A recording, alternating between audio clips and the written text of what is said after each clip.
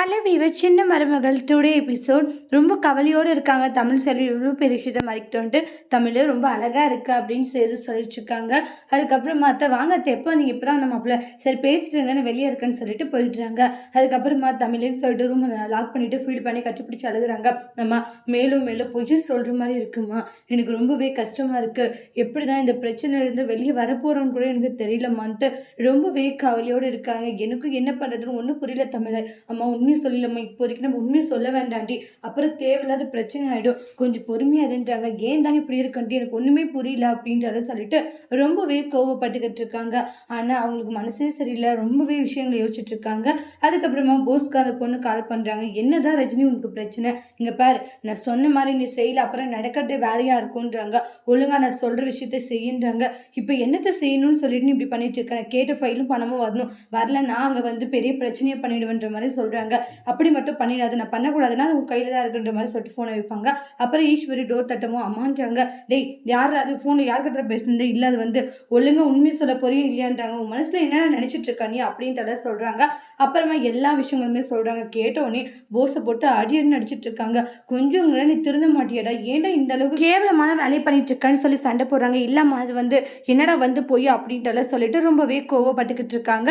அதுக்கப்புறமா நடந்த விஷயத்த சொன்னதுனால ஈஸ்வரி இப்போதாண்டா உன்னை இந்த வீட்டிலே சேர்த்துருக்காங்க, மறுபடியும் இப்படி பண்ணுறேன், இப்போ அந்த பொண்ணுக்கு என்ன வேணுமா, அம்மா அந்த ஃபைலும் அந்த பணமும் வேணுமா, கபோர்டில் போய் பார்த்த மாதிரி இல்லை, என்னது இல்லையா, ஆமாம்மா இல்லை அப்படின்றாங்க.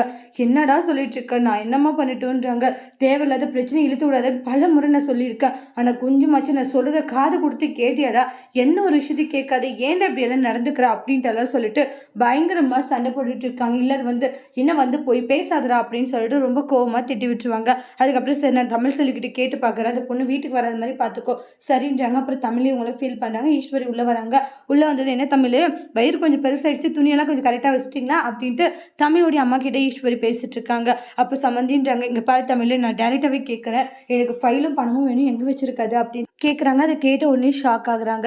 அதுக்கப்புறம் அது கொடுக்க முடியாது, இங்கே பாரு எனக்கு அது வந்தே ஆகணும்னு பிரச்சனை பண்ணுறாங்க. இங்கே எல்லா ஏற்பாடுகளும் நடந்துட்டு இருக்குதா பார்த்துட்டு தாமரை ரொம்பவே கவலையாக இருக்காங்க. சாவித்ரி ஈஸ்வரி சொல்லிட்டு போனதை வச்சு பார்த்தா கண்டிப்பாக இந்த ஃபங்க்ஷன் ஏதோ ஒன்று நடக்க போகுது. அம்மா எப்படிமா சொல்கிறேன், நான் தான் சொல்கிறேன்ல ஈஸ்வரி அவ்வளோ சாதாரணமான இல்லை, கண்டிப்பாக நீ வெயிட் பண்ணி பாரு தாமரைன்னு சொல்லிட்டு சாவித்ரி சொல்லிட்டு இருக்காங்க.